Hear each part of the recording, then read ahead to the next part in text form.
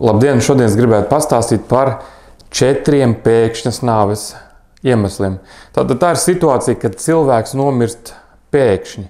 5 minūtes atpakaļ cilvēks staigā apkārt un viņam šķietami nekas nekaitēja, un tagad viņš guļ uz zemes un jau bez dzīvības pazīmēm.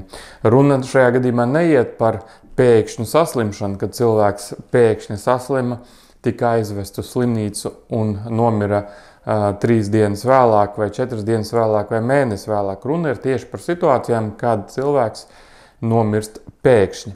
Tātad ir 4 iemesli pēkšņai nāvei.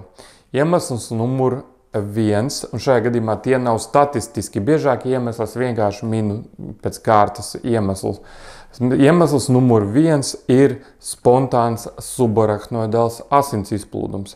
Tātad tas ir plīsums galvaskausa iekšpusē, asinsvadā, kas ir zem smadzeņu apvalkiem, to sauc par subarachnoidālu asins izplūdumu.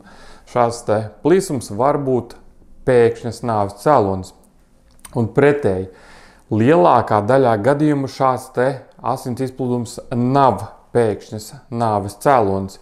Bieži vien tas asins izplūdums nav tik liels, un cilvēks var arī nenomirt. Bet, ja cilvēks ir miris pēkšņi, tad šis ir viens no potenciālajiem iemesliem.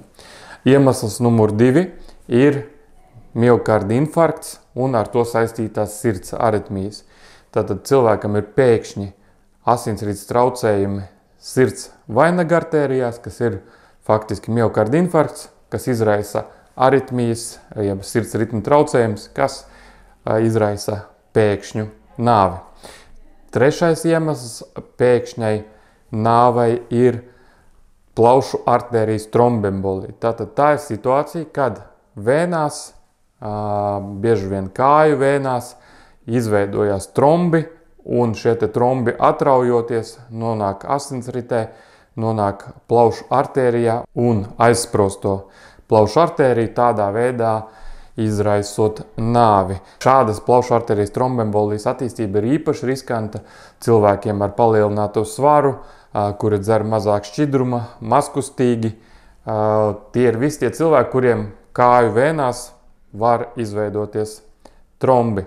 Un sevišķi svarīgi to ir atcerēties pēcoperācijas periodā, jo bieži vien pēcoperācijas periods kā reiz ir tieši tāds, kas operācijas dēļ pacients ir mazāk kustīgs, atrodas gultā, nekustina kājas, un tad rodas apstākļi, lai varētu izveidoties trombi.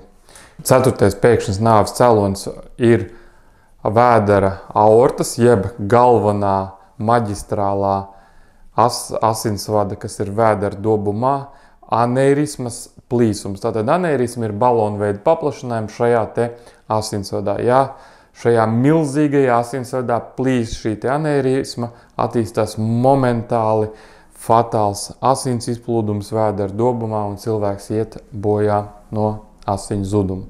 Tātad šie ir tie 4 iemesli, kādēļ cilvēks var nomirt pēkšņi.